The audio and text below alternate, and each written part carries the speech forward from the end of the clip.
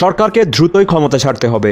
জাতীয় ঐক্যফ্রন্টের শীর্ষ নেতা ও গণফোরাম সভাপতি ডক্টর কামাল হোসেন বলেছেন, আওয়ামী লীগ মানুষের ভোটের অধিকার হাইজ্যাক করেছে, তাদের ক্ষমতায় থাকার কোনো বৈধতা নেই। বর্তমান সরকারকে দ্রুতই ক্ষমতা ছেড়ে সরে যেতে হবে। রাজধানীর মতিঝিলের ইডেন কমপ্লেক্সে গণফোরামের কেন্দ্রীয় কার্যালয়ে আয়োজিত এক অনুষ্ঠানে তিনি এই কথা বলেন। ডক্টর কামাল হোসেন বলেন, আওয়ামী লীগের নির্বাচনের নামে জাতিসংঘে প্রহসন করছে, রাষ্ট্রকে হাইজ্যাক করে আওয়ামী লীগ এখন মানুষের ভোটের অধিকারও হাইজ্যাক করছে। এটা সংবিধানের লঙ্ঘন। বাংলাদেশে এটা করে কেউ পার পাবে না। এটা কসম করে বলছি। মানুষের অধিকার ফিরিয়ে দিয়ে দ্রুত ক্ষমতা থেকে সরে যাওয়ার জন্য সরকারের প্রতি আহ্বান জানান তিনি বলেন, এই সরকার সংবিধান লঙ্ঘনকারী সরকার, দেশের মানুষের সাথে প্রতারণা করেছে, ভোটের নামে যে প্রহসন করেছে তা দেশের মানুষ কিছুতেই মেনে নেবে না। দেশে মানবাধিকার, আইনের শাসন সবকিছু আজ প্রশ্নের মুখে। এই অবস্থায় দেশের মানুষকে ঐক্যবদ্ধ থাকতে হবে। ঐক্যই পারে সব জুলুম নির্যাতন থেকে মুক্তি দিতে। তিনি বলেন, দেশের মানুষকে পরাধীনতা শৃঙ্খলে আবদ্ধ করার যে অপচেষ্টা তা ঐক্যবদ্ধভাবে প্রত্যাহার করতে হবে, ঐক্যবদ্ধভাবে প্রতিহত করতে হবে। একাদশ জাতীয় সংসদ নির্বাচনে ঢাকা 6 আসনে ঐক্যফ্রন্টের মনোনীত ধানের শীষ প্রার্থী অ্যাডভোকেট সুব্রত চৌধুরীর নির্বাচন পরবর্তী শুভেচ্ছা বিনিময়ে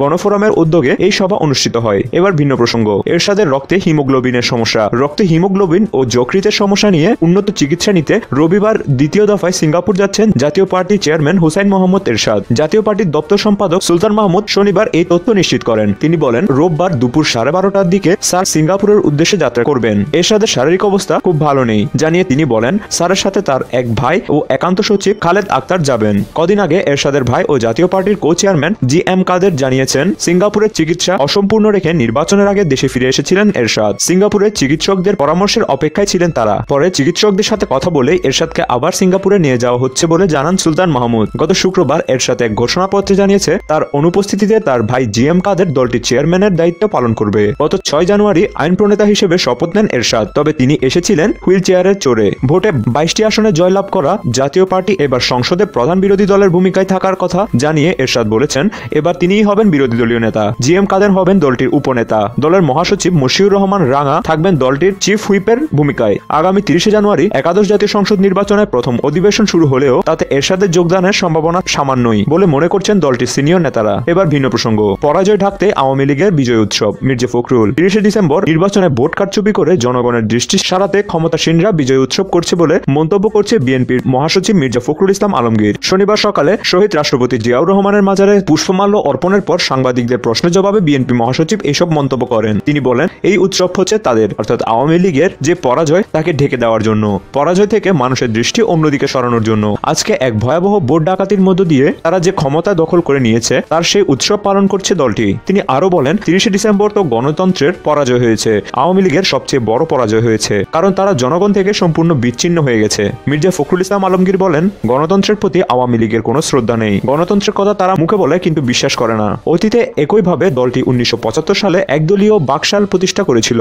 আপনাদের মনে আছে, সকল রাজনৈতিক দলকে নিষিদ্ধ করে মানুষের বাক স্বাধীনতা হরণ করে আওয়ামী লীগ বাকশাল প্রতিষ্ঠা করেছিল। তিনি আরো বলেন, শহীদ প্রেসিডেন্ট জিয়াউর রহমানই বহুদলীয় গণতন্ত্র ফিরিয়ে দিয়ে মানুষের বাক স্বাধীনতা ফিরিয়ে দিয়েছিলেন। জিয়াউর রহমানের জন্মদিনে শপথ নিয়েছি, আমরা গণতন্ত্রকে মুক্ত করব। সর্বোপরি যিনি এই স্বাধীনতা, সার্বভৌমত্ব, গণতন্ত্রের পতাকা তুলে নিয়ে আছে, কারারুদ্ধ দেশনেত্রী বেগম খালেদা জিয়াকে মুক্ত করে আমাদের নেতা ভারপ্রাপ্ত চেয়ারম্যান তারেক রহমানকে দেশে ফিরিয়ে এনে আমরা গণতন্ত্র প্রতিষ্ঠা করব। এবার ভিন্ন প্রসঙ্গ। সরকারকে ডক্টর কামাল হোসেনের হুঁশিয়ারি। জাতীয় ঐক্যফ্রন্টের প্রধান নেতা ও গণফোরামের সভাপতি ডক্টর কামাল হোসেন বলেছেন, আওয়ামী লীগ এবার রাষ্ট্রকে হাইজ্যাকের মাধ্যমে মানুষের ভোটাধিকার হাইজ্যাক করে ফেলেছে।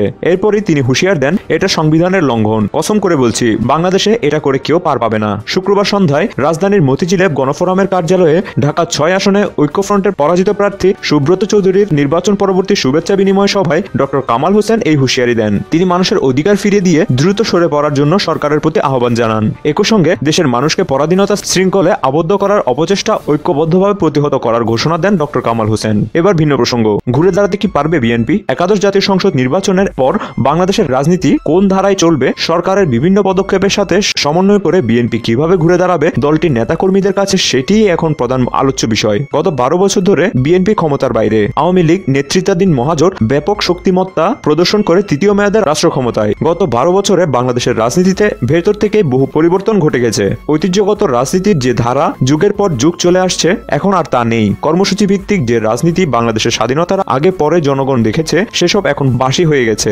রাজনীতির নতুন এই আঙ্গিকে বিএনপির মতো দলের গন্তব্য কোথায়, তারা ঠিক কি করবে তা কারো কাছে স্পষ্ট হচ্ছে না। বিএনপিও ঠিক করতে পারছে না তাদের এখন কি করা উচিত। সরকারি দল আওয়ামী লীগ এবং তাদের প্রধান প্রতিপক্ষ বিএনপির একাধিক একাধিক নেতার সাথে আলাপকালে তারা স্বীকার করেন এদেশের রাজনীতিতে গতিপথ এখন পাল্টে গেছে।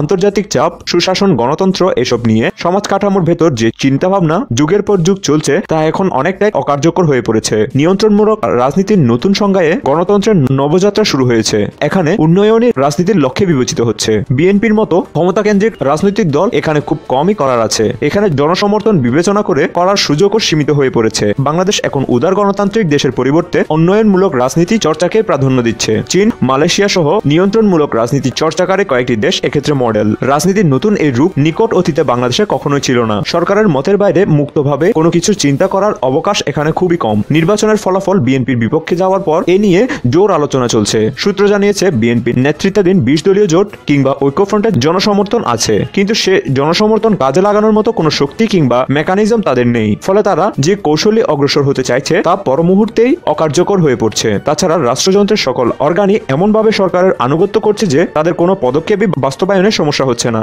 বাংলাদেশে অতীতে এখনো এমন অবস্থা দেখা যায়নি। সরকারকে একটি সিদ্ধান্ত নিতে হলে বহু চিন্তাভাবনা করতে হতো। জনগণ, সমাজ, রাষ্ট্র কাঠামোর বিভিন্ন অঙ্গে কি প্রতিক্রিয়া হতে পারে তা ভাবতে হতো, কিন্তু এখন সে পরিস্থিতি নেই। সরকারের কোনো সিদ্ধান্তই অবাস্তবতায় কিংবা বাধাগ্রস্ত হওয়ার কথা কেউ ভাবছে না। ফলে রাজনীতিতে নিয়ন্ত্রণমূলক ব্যবস্থা আরো পোক্ত হয়ে পড়েছে। সূত্র জানিয়েছে 12 বছর ক্ষমতার বাইরে থেকে বিএনপি এখন অনেকটাই দুর্বল হয়ে পড়েছে। মামলা, হামলা, জবরদস্তিমূলক শাসনে পর্যুদস্ত হয়ে পড়েছে দলটি। দল চলছে অনেকটাই খুঁড়িয়ে খুঁড়িয়ে এবং নেতৃত্বহীন অবস্থায়। সাংগঠনিক কাঠামো নড়বড়ে হয়ে গেছে। বিএনপির প্রধান মিত্র জামায়াতে ইসলামীও ধীরে চলার নীতি অবলম্বন করেছে।